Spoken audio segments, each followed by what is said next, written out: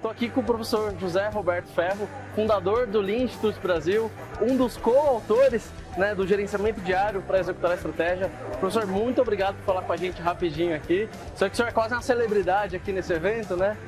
E, professor, coisa rápida, tem muita gente aqui que ainda não conhece um pouco do sistema Lean, do conceito, né, ainda mais falando do gerenciamento diário também.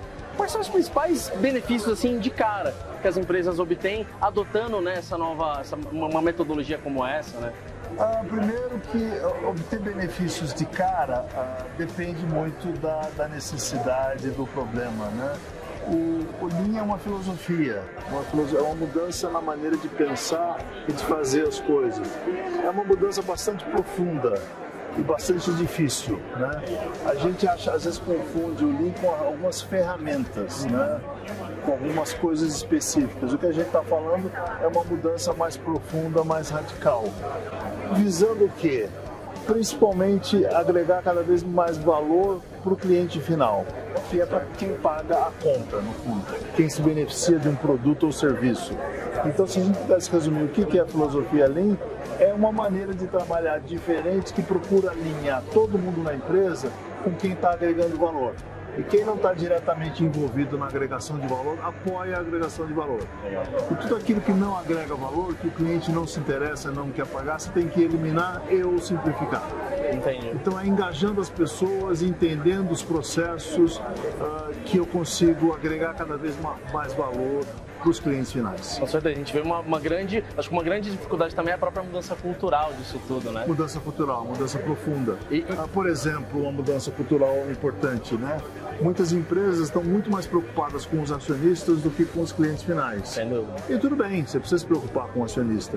Só que para a gente, no médio e longo prazo, se preocupar com o cliente, ter sucesso com o cliente, vai, no limite, garantir o sucesso da empresa, a perpetuação da empresa e, portanto, vai atender a necessidade dos acionistas. Se você for para uma linha de arruma os números da empresa todo mês para parecer bem, mostrar um relatório, mostrar um relatório bonito, você pode, mas isso não dura muito tempo. É verdade, não é durável, não é sustentável, né?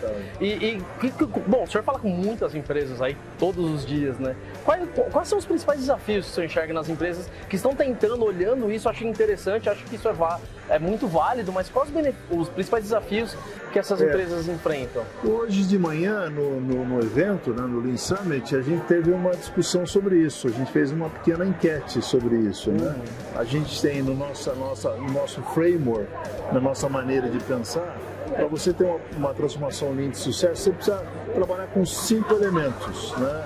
Definição do problema, melhoria de processo, desenvolvimento e capacitação das pessoas, sistema de gestão e comportamento da liderança e o pensamento básico.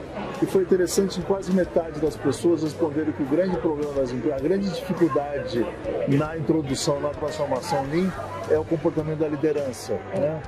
E a gente acha que não é necessariamente o caso. Entendi. O comportamento da liderança é importante, mas você não muda de chefe, tá certo? Ou a empresa não muda de CEO por conta disso, né? Então é o seguinte, começa com você mesmo, começa na sua área, começa onde você acha e começa definindo o propósito, porque a gente vê muita gente que fala, por que você está fazendo Lean? Eu fui num evento e ia todo mundo fazendo Lean, resolvi fazer também. Achei bonito. Achei bacana, vou fazer também. Aí eles usam gerenciamento diário, eu vou usar o gerenciamento diário também. Aí é não entender realmente que tudo começa com o propósito, tudo começa com um problema para ser resolvido, e aí você vai, o que eu preciso melhorar no meu processo, que tipo de desenvolvimento das pessoas eu preciso ter, que mudança na gestão, que tipo de comportamento da liderança e qual o pensamento básico que eu tenho. Isso vai fazer condições para que eu tenha uma transformação de sucesso. Com certeza, é o que a gente estava conversando aqui há pouco, né? Às vezes começar isso no operacional, criar uma base para isso e depois passar isso para o estratégico, muitas vezes é um caminho.